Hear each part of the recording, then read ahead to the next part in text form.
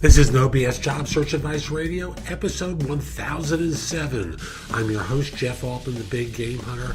Happy birthday, Jack, and welcome.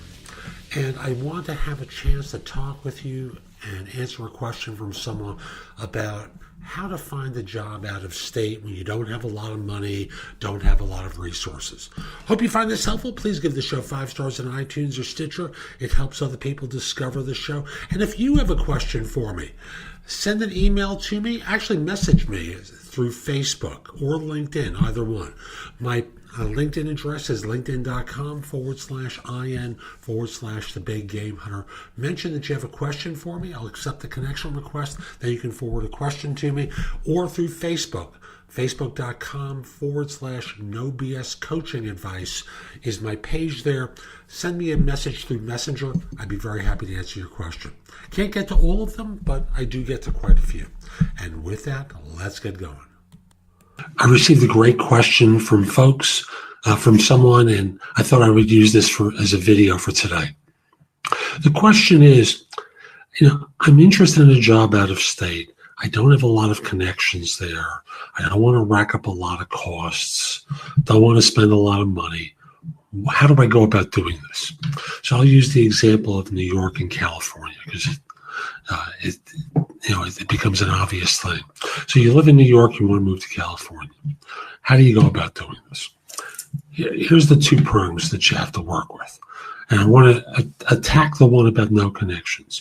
Number one is you start building your connections because the job search, as you know, is not going to be instantaneous. It's going to take time to do it. So you start building your connections on LinkedIn. You start working at developing relationships with people in order for them to know, like, and trust you. I want to repeat that.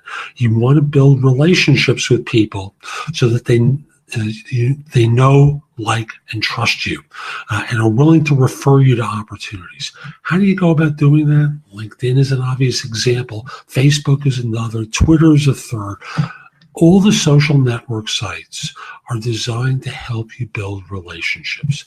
Find people who work at organizations that you want to work for and start networking with them,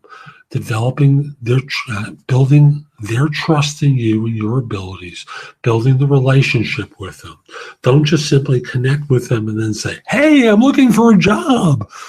Who's going to refer you into those circumstances? Would you refer you? Of course not. So, this is about relationship building, and that's going to take some time, but your search is going to take some time. So let's not kid ourselves. Start doing that immediately.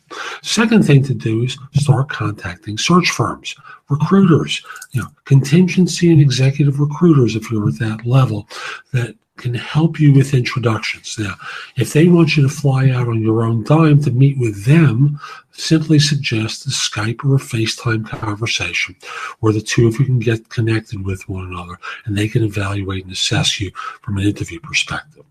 For the purposes of contacting them, look for firms that seem to be specialized in your area.